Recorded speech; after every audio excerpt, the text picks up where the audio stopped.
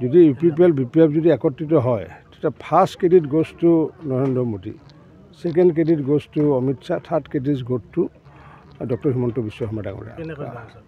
কাৰণ সেইটো যে আজি যে এই যে শান্তিৰ পৰিৱেশ যে বিৰাজ কৰিছে, আজি উন্নয়নৰ যে পৰিৱেশ বিৰাজ কৰিছে, আজি ইমান দিনে যদি 70টাৰে থকা দুটা দলে একত্ৰিত যদি হয়, কিহৰ কাৰণে একত্ৰিত হ'ব ওলাইছে?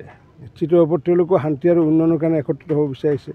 আৰু আমিতো শান্তিৰ বাহকে, আমিতো শান্তিৰ সৃষ্টিকৰ্তা ইয়াতে BTIDত যদি শান্তিৰ যদি প্ৰথম গছজোপা যদি ৰুইছিলে তেতিয়া নৰেন্দ্ৰ মোদী ডাঙৰীয়াৰ নিৰ্দেশত ইয়াতে ৰাজনাথ সিং ডাঙৰীয়াই 14 চনত আহি পেলাই প্ৰথম গছজোপা ৰুইছিলে। পৰৱৰ্তী সময়ত নৰেন্দ্ৰ মোদী ডাঙৰীয়া নিজে আহিলে, অমিত শ্বাহ ডাঙৰীয়া নিজে আহিলে। গতিকে ভাৰতবৰ্ষই হওক বা অসমৰ প্ৰতিগৰাকী দায়িত্বত থকা ব্যক্তিসকলে BTIDৰ শান্তি আৰু উন্নয়নৰ কাৰণে কাম কৰি গৈছে। গতিকে এই ক্ষেত্ৰত যদি তেওঁলোকে যদি একত্ৰিত হয়, BJPৰ কাৰণে আনন্দৰ ইয়াতকৈ আনন্দ বেলেগ একো হ'বই নোৱাৰে। ভোট দিবগৈ, তেওঁলোকৰ ভোটাৰে তেওঁলোকক ভোট দিবগৈ, ইয়াতে প্ৰত্যাহ্বান বুলি কোনো কথা নাই। গতিকে তেওঁলোকে যদি UPPL BJP এই কথাষাৰটো আপোনালোকৰ মুখৰ পৰা শুনি আছোঁ, কোনোদিন এই বিষয়টো লৈ পেলাই দুয়োটা পক্ষৰ নেতৃবৃন্দৰ পৰা যুটীয়াভাৱে শুনা নাই। গতিকে হাইপথেটিকেল এটা কনচেপ্ট, হ'লেতো ভালে পাওঁ, হ'লেতো সেইটো ক্ৰেডিট আমাৰে হ'ব।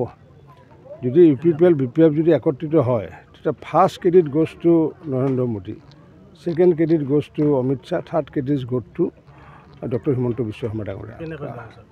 কাৰণ সেইটো যে আজি যে এই যে শান্তিৰ পৰিৱেশ যে বিৰাজ কৰিছে, আজি উন্নয়নৰ যে পৰিৱেশ বিৰাজ কৰিছে, আজি ইমান দিনে যদি 70টাৰে থকা দুটা দলে একত্ৰিত যদি হয়, কিহৰ কাৰণে একত্ৰিত হ'ব ওলাইছে?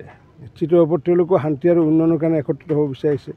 আৰু আমিতো শান্তিৰ বাহকে, আমিতো শান্তিৰ সৃষ্টিকৰ্তা ইয়াতে BTIDত যদি শান্তিৰ যদি প্ৰথম গছজোপা যদি ৰুইছিলে তেতিয়া নৰেন্দ্ৰ মোদী ডাঙৰীয়াৰ নিৰ্দেশত ইয়াতে ৰাজনাথ সিং ডাঙৰীয়াই 14 চনত আহি পেলাই প্ৰথম গছজোপা ৰুইছিলে।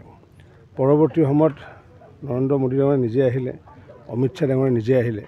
গতিকে ভাৰতবৰ্ষই হওক বা অসমৰ প্ৰতিগৰাকী দায়িত্বত থকা ব্যক্তিসকলে BTIDৰ শান্তি আৰু উন্নয়নৰ কাৰণে কাম কৰি গৈছে। গতিকে এই ক্ষেত্ৰত যদি তেওঁলোকে যদি একত্ৰিত হয়, BJPৰ কাৰণে আনন্দৰ ইয়াতকৈ আনন্দ বেলেগ একো হ'বই নোৱাৰে।